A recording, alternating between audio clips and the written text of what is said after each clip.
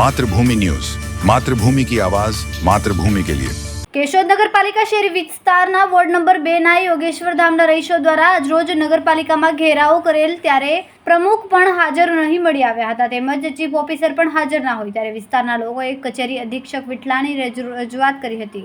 ત્યારે હાલ ચોમાસાની સિઝનના કારણે રોડ રસ્તામાં હાલ મેટલિંગ કરીને વ્યવસ્થિત કરી આપવા બાંયદારી અપાઈ તેમજ પાણી પણ ઓછું આપવાના પ્રશ્ને આવતીકાલે રૂબરૂ જઈને ચેક કરતા જરૂરી ફેરફારો કરી આપવામાં આવશે તેવું જણાવ્યું હતું।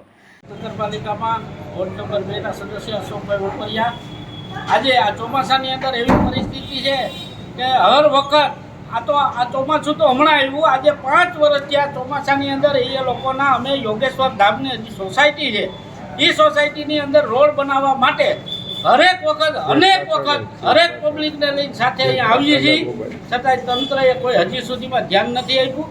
અને જે રસ્તા ઉપર ખાડા છે એ ખાડામાં અત્યારે છોકરા વિદ્યાર્થીઓ જાય તો છોકરા હમાઈ જાય એવડા ખાડા છે, મોટરસાઇકલ જાય તો મોટરસાઇકલ પણ હમાઈ જાય એવડા ખાડા છે, છતાંય આ તંત્રને કોઈ પણ ધ્યાન દેવામાં સમજતું નથી। આ ભાજપની કૂડી નીતિ છે। આ જે સરકાર છે એ સરકારને આ વસ્તુનું એક મુખ્યમંત્રી સુધી આ સંદેશો પુગાડવાનો છે કે યોગેશ્વર ધામ વોર્ડ નંબર 2 શું આ પાકિસ્તાનનો એરિયો છે?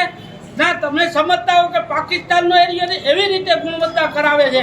અને ગટરની અંદર જે ગટર ચાલુ નથી થઈ હજી અને એની અંદર વેરા ચાલુ થઈ ગયા। તમે વિચાર તો કરો, અમારા કેશોદની અંદર વોર્ડ નંબર 2 માં જ્યાં ગટર નથી હજી હાલમાં કોઈ પણ ગટરનું ઢાંકણું નથી આવ્યું, ખાલી એવામાં પણ વેરા ચાલુ થઈ ગયા છે।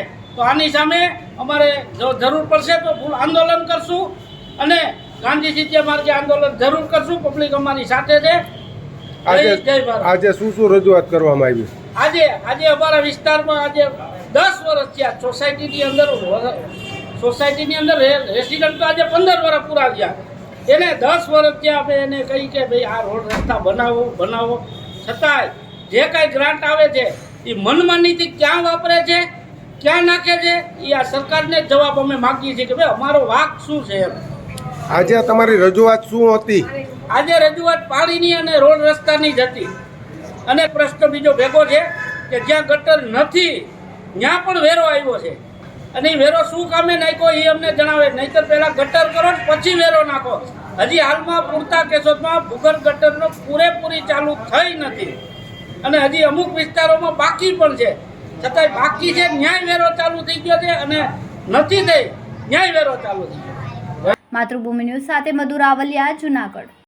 ખૂબ જ ટૂંકા સમયમાં માતૃભૂમિ ન્યૂઝ OTT પ્લેટફોર્મ અને મેગા સિટીમાં કેબલ નેટવર્ક સાથે જોડાઈ જશે, તો જોતા રહો માતૃભૂમિ ન્યૂઝ।